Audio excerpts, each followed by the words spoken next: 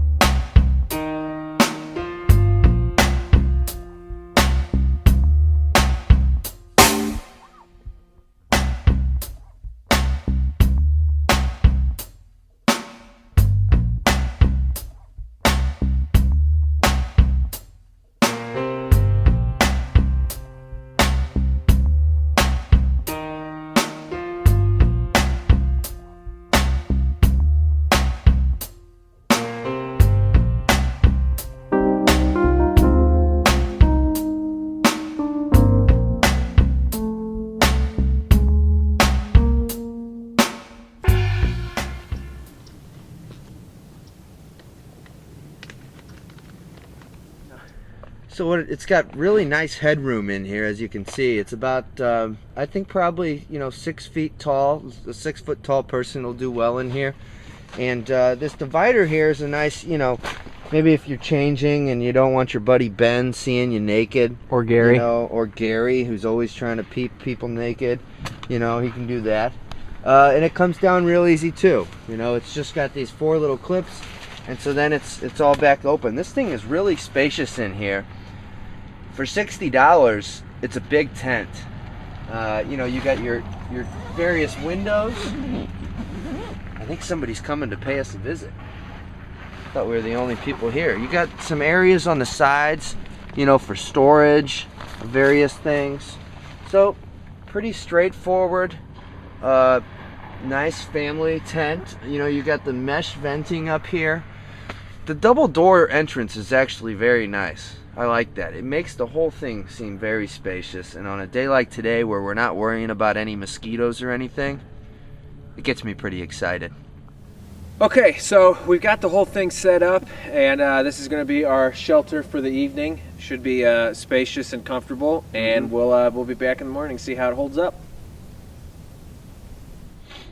Okay, so we have just woken up a little bit ago from our first night in the Swiss tent, and it was pretty nice. It held up well. We battled some precipitation, some frozen rain in the middle of the night just a little bit, and no problems there. Right. Definitely kept us warm. A feature that we have on here that's kind of nice is this little E-port, for running a plug through there, and we definitely took advantage of that, running some space heaters in there. And one of the things we were wondering was whether the we knew we could get it warm. It was whether the tent was going to hold the heat. Right. And it the was thin walls. Man, it was just it was perfect in there. Yeah, it was nice. We're toasty, a little too hot almost in some instances, wouldn't you say?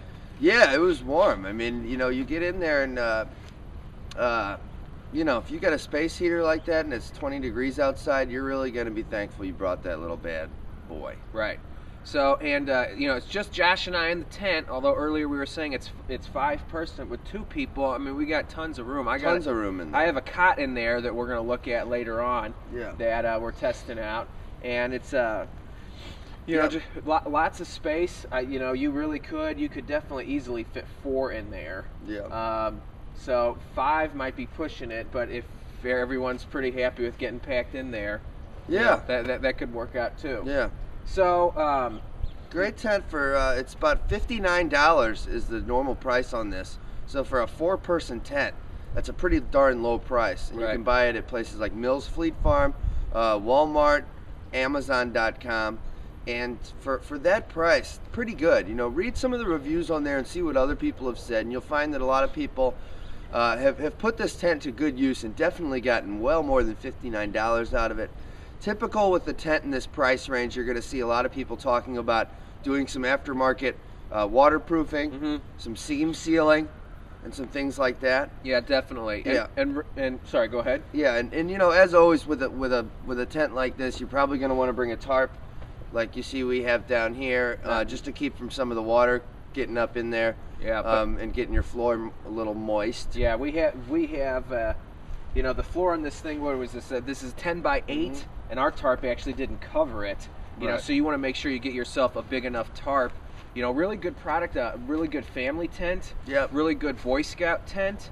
Boy Scouts. Yeah, certainly not. Well, we know we're out here supporting the Boy Scouts. Yes. So, but this isn't a tent by any means you're going to be backpacking with. The package is huge. Yeah. And it's pretty weighty. It was, probably, I think 13 pounds we said. I don't know. It's not even worth talking about because you're not going to be backpacking with it. Right. So it's definitely going to be like a car camping type tent or a tent where you're in a campsite type deal. Not something you're going to hike the Appalachian Trail with or something like that. So that's right.